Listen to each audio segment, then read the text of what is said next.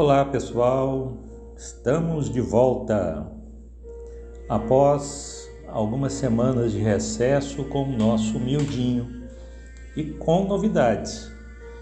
Estamos em uma nova empreitada. De que se trata? Há algum tempo o GE está contribuindo com o estudo do Evangelho segundo Mateus junto ao Grupo Espírita Paulo de Tarso, de Catalão, só que em capítulos diferentes. Eles estão estudando desde o início do referido Evangelho e nos oportunizaram contribuir com eles na preparação e apresentação dos estudos. Isto nos propiciou buscar maior empenho, já que abria as portas para prepararmos os estudos ao contrário do que fazíamos nas quintas, ouvindo o miudinho de Uberaba, do Aloysio Elias, praticamente traduzindo segundo o nosso entendimento, mas seguindo um caminho, por assim dizer, paralelo. Agora o desafio é prepararmos o estudo com avaliação mais pormenorizada das obras, com um grupo de estudo que se reúne para compreender o tema de cada passagem, de cada versículo, para enfim trazer para todos que nos acompanham um entendimento segundo a doutrina, mais preparada com o esforço de cada um e, obviamente, muita contribuição da espiritualidade que nos assiste. Podemos, por assim dizer, que é um presente para as nossas vidas, para a nossa iluminação, para o nosso engrandecimento, enquanto espíritos à busca de maior concretude moral. Esperamos, assim, que todos gostem e aprovem esse novo, velho estilo, pois bem sabemos que não estamos trazendo nada que já não tenha sido apresentado há muito tempo, tanto pela espiritualidade que nos assiste, quanto por aqueles que já conduziam esse tipo de estudo em outras épocas. Vamos então ao estudo, ou a continuação do estudo do capítulo 5 do Evangelho de Mateus, discorrendo sobre 2 versículos, 43 e 44, por havermos entendido que há uma singularidade, uma proximidade entre eles. Os versículos dizem o seguinte: Ouvistes que foi dito: amarás o teu próximo e odiarás o teu inimigo. Eu, porém, vos digo: amai vossos inimigos e orai pelos que vos perseguem. Como não poderia deixar de ser, vamos fazer uma contextualização, até mesmo para que haja uma maior compreensão da passagem. Estamos em uma passagem de Mateus, do capítulo 5, que vai dos versículos 21 ao 48, intitulada 6 contrastes na interpretação da lei, na tradução de Haroldo Dutra Dias do Novo Testamento, onde Jesus cita passagens do Velho Testamento, onde recorda os mandamentos, em especial os que dizem respeito aos deveres para com o próximo, em que, considerando a cultura da época, as relações sociais vividas foram sendo substituídas desde a época de Moisés por outras leis, a lei dos homens, mas no sentido de se adequar às necessidades pessoais, de grupos ou políticas da época. Então, o ensinamento e interpretação dado por Jesus choca, pois vai de encontro aos interesses daqueles que ensinavam de forma contrária ao que havia sido estabelecido anteriormente. Nos nossos estudos destes versículos anteriores aos que apresentaremos hoje, na terça-feira, percebemos que todo o objeto de estudo se referenciava diretamente com o que observamos atualmente na nossa vivência, nos nossos relacionamentos, nas nossas atitudes, demonstrando que tanto o Antigo quanto o Novo Testamento estão atualizadíssimos, apresentando quais são as nossas verdadeiras necessidades. Por isso, as palavras escolhidas para o nosso estudo nos versículos apresentados são amar e orar. Comecemos primeiramente pelo verbo amar. No Evangelho segundo o Espiritismo, Kardec dedica 2 capítulos inteiros enfatizando esses 2 versículos. O capítulo 11, amar o próximo como a si mesmo, e o capítulo 12, amai os vossos inimigos. Como podem observar, para o leitor atento e estudioso, é muita matéria a ser pesquisada e refletida. Por isso, recomendamos o estudo com maior acuracidade. Porém, nós pensaremos alguns detalhes do texto que nos parecem mais apropriados ao estudo em questão. No capítulo 11, em Instruções dos Espíritos, item 8, a lei de amor, o espírito Lázaro nos diz que, em sua origem, o homem só tem instintos. Quando mais avançado e corrompido, só tem sensações. Quando instruído e depurado, tem sentimentos. Claro se faz, na linha do tempo, a necessidade de evolução da criatura humana, desde o animal, princípio inteligente, atingido pelo determinismo da lei de progresso, que vai avançando lenta e gradativamente, com necessidade de estruturação das suas relações de grupo.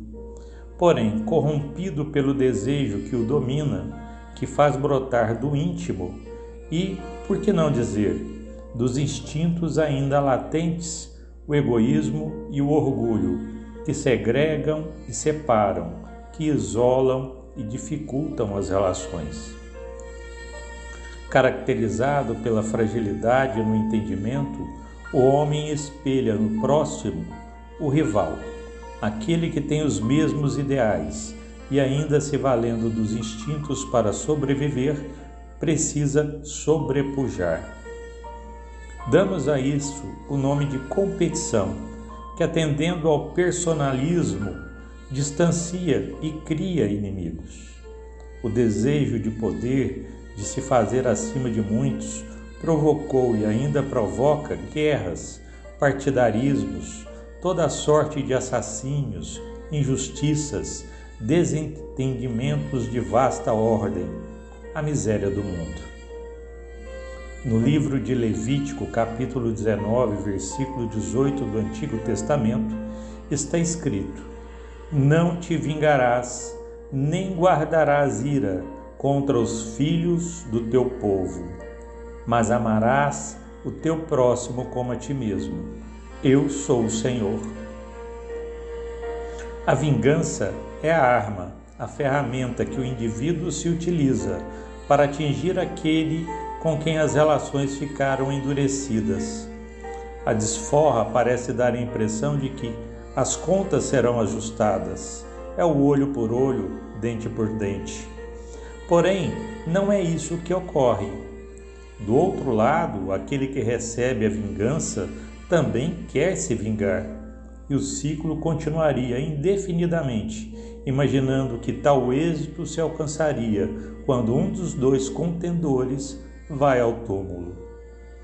O Espiritismo nos mostra, no entanto, que isso é enganoso, pois a alma sobrevive ao corpo, e do outro lado, o inimigo se faz mais presente do que nunca, só que agora de maneira sutil, atingindo o psiquismo do outro, perseguindo ainda mais até que os dois se vejam e se enfrentem no plano do espírito.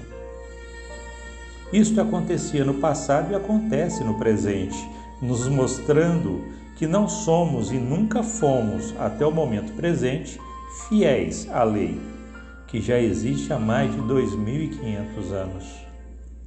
Amar ao próximo como eu gostaria de ser amado requer transformações profundas, não no outro, mas em mim mesmo.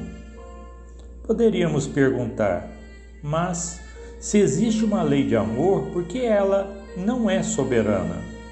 Por que a criatura se distancia cada vez mais dela?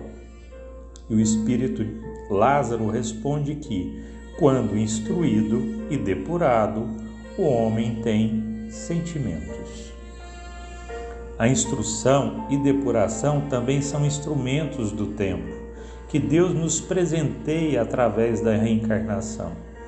Trazemos a lei de forma embrionária na consciência e ela vai sendo desenvolvida, criando as bases para o sentimento sublimado, desconstruindo o passado, abençoados que somos pela misericórdia divina, com o esquecimento temporário de nossas imperfeições, nos colocando junto aos desafetos que fomos ajuntando ao longo das experiências vividas. Gradativamente a transformação do homem se faz e a lei vai sendo estabelecida. Quis Deus, porém, que o caminho fosse facilitado aos espíritos recalcitrantes no erro, enviando Jesus para nos apresentar o caminho do amor. Jesus resgata os mandamentos, os princípios da boa convivência, ampliando o entendimento, dizendo para amar, inclusive os inimigos. O que entendemos por inimigo? Geralmente são desafetos, que não compartilham dos mesmos ideais, que provocaram desentendimentos, que divergem do nosso modo de pensar, que nos perturbam a paz.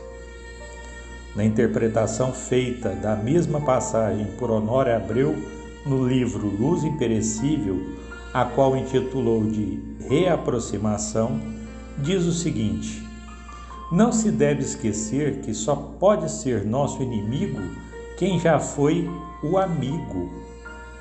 A inimizade certamente surge de um amor egoístico, quando pretendemos que o próximo seja como somos, uma projeção do nosso eu. Olha só que pérola! E se repararmos bem, é exatamente isso que acontece, pois somos ainda extremamente possessivos. Minhas ideias, meu trabalho, minha família, minhas soluções, minha casa, minha vida, meu mundo, e assim vai. Quando alguém que era meu amigo me diz o que vê em mim, eu entendo como uma invasão do meu mundo e logo vem o atrito. Ou se diverge das minhas opiniões, está dado o conflito. E assim vamos nos distanciando, competindo por um mundo só nosso, onde só cabe um. No Evangelho segundo o Espiritismo, no capítulo 12, Amai os vossos inimigos, no item 3, Kardec nos diz: se o amor do próximo constitui o princípio da caridade, amar os inimigos é a mais sublime aplicação deste princípio, porquanto a posse de tal virtude representa uma das maiores vitórias alcançadas contra o egoísmo e o orgulho. Jesus já via na alma humana o quanto esses sentimentos, orgulho e egoísmo, haveriam de levar o homem a maiores sofrimentos. Ele antecipa, ensinando que não deveria ser guardado ressentimento contra aqueles que se apresentavam como inimigos. Resolvida a pendência, ela não haveria de ser burilada em outras encarnações. Também muda a visão para se trabalhar os sentimentos no sentido da caridade. Mas este amor aos inimigos proposto por Jesus seria reaver a amizade sincera, perdida em tempos remotos? Kardec nos esclarece que há geralmente equívoco no tocante ao sentido da palavra amar, nesse passo. Não pretendeu Jesus, assim falando, que cada um de nós tenha para com seu inimigo a ternura que dispensa a um irmão ou amigo. A ternura pressupõe confiança. Ora, ninguém pode depositar confiança numa pessoa sabendo que esta lhe quer mal. Ninguém pode ter para com ela expansões de amizade, sabendo-a capaz de abusar dessa atitude. A questão está em estabelecer níveis de confiança aceitáveis, porém exige transformação em uma ou ambas as partes, para que essa confiança vá sendo conquistada, talvez não nesta, mas nas próximas vidas. Continua. Amar os inimigos é não lhes guardar ódio, nem rancor, nem desejos de vingança. É perdoar-lhes, sem pensamento oculto e sem condições, o mal que nos cause. É não opor nenhum obstáculo à reconciliação com eles. É desejar-lhes o bem e não o mal. É experimentar júbilo em vez de pesar, com o bem que lhes advenha. É socorrê-los em se apresentando ocasião. É abster-se, quer por palavras, quer por atos, de tudo o que os possa prejudicar. É finalmente retribuir-lhes sempre o mal com o bem, sem intenção de os humilhar. Quem assim procede, preenche as condições do mandamento: amai os vossos inimigos. Há necessidade, então, de transformação íntima, que não se faz sem o perfeito entendimento dos sentimentos, ligados ao nosso desejo e à nossa vontade. Requer o autodomínio, e para isso necessário se faz instruir e começar a refletir sobre cada ato e cada pensamento, a cada palavra, a cada intenção. Vai exigir de nós esforço e compreensão de que o próximo é o irmão, pois somos filhos criados pelo mesmo Pai. No livro Bênção de Paz, Emmanuel nos traz a lição Razões para amar os inimigos, citando o versículo que estamos estudando. Eu, porém, vos digo, amai os vossos inimigos. Mateus capítulo 5, versículo 44. Comenta Emmanuel. Os inimigos, queiramos ou não, são filhos de Deus como nós e, consequentemente, nossos irmãos, para quem Deus providenciará recursos e caminhos dentro da mesma bondade com que age em nosso favor. Temos muito a dever aos amigos pelos estímulos com que nos asseguram êxito na vida.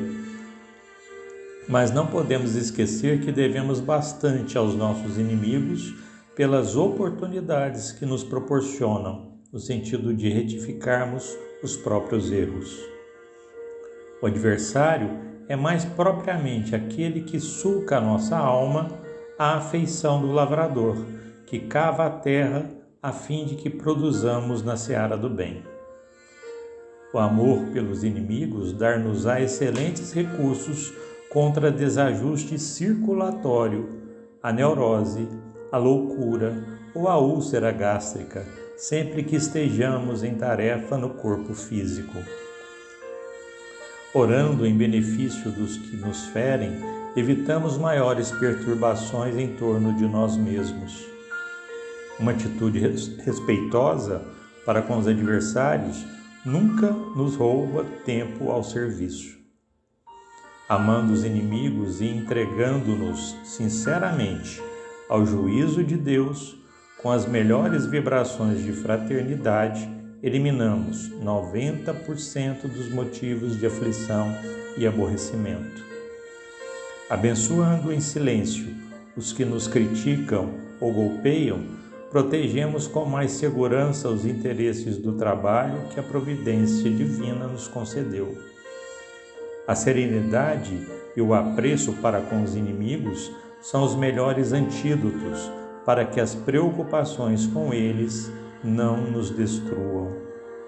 O amor pelos inimigos não nos rouba a paz da consciência, na hipótese de serem malfeitores confessos, porque, quando Jesus nos diz: ide e reconciliai-vos com o adversário, nos ensina a fazer paz em nossas relações. Como não é justo privar de tranquilidade uma criança ou um doente.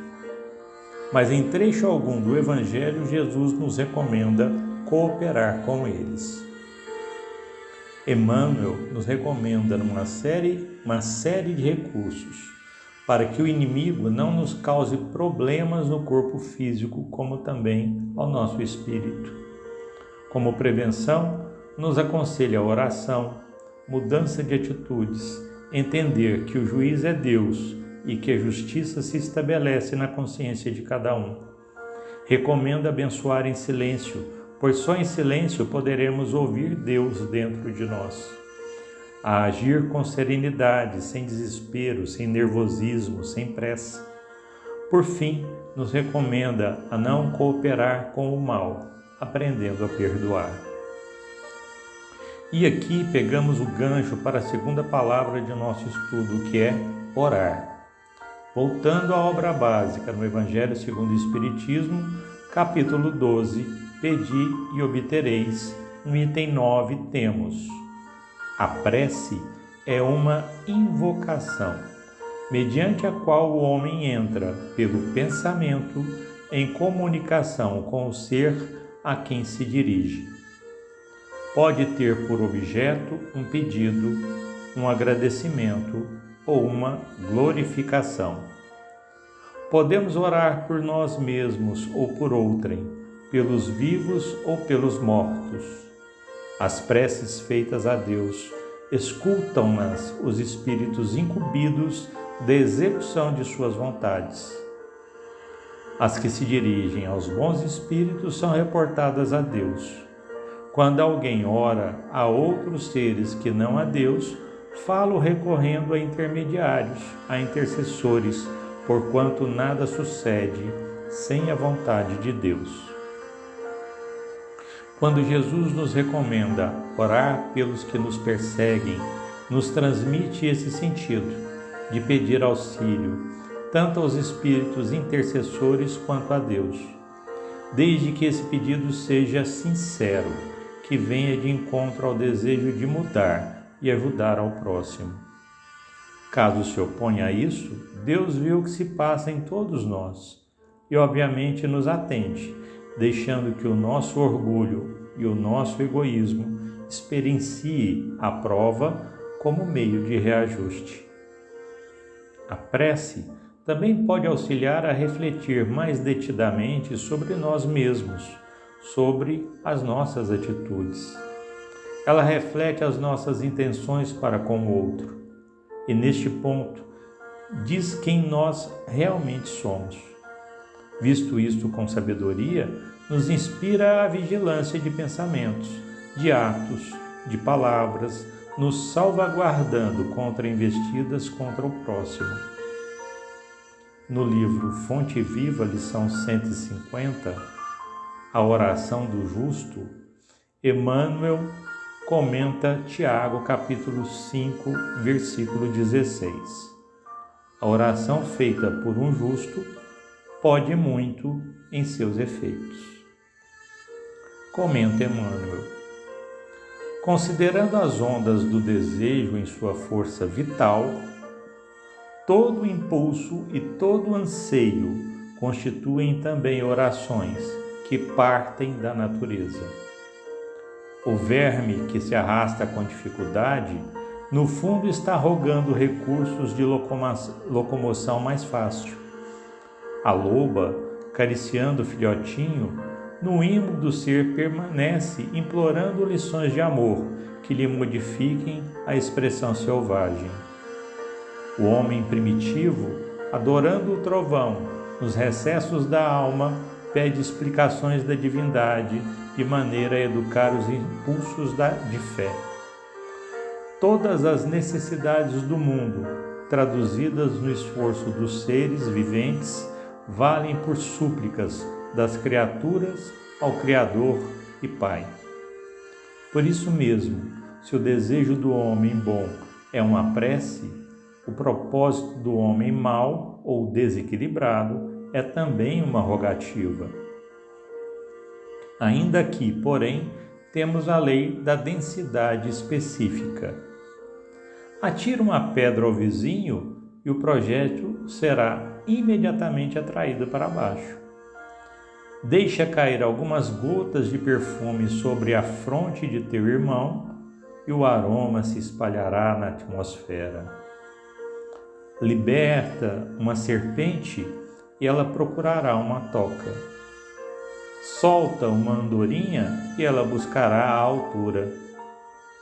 Minerais, vegetais, animais e almas humanas estão pedindo habitualmente e a providência divina, através da natureza, vive sempre respondendo.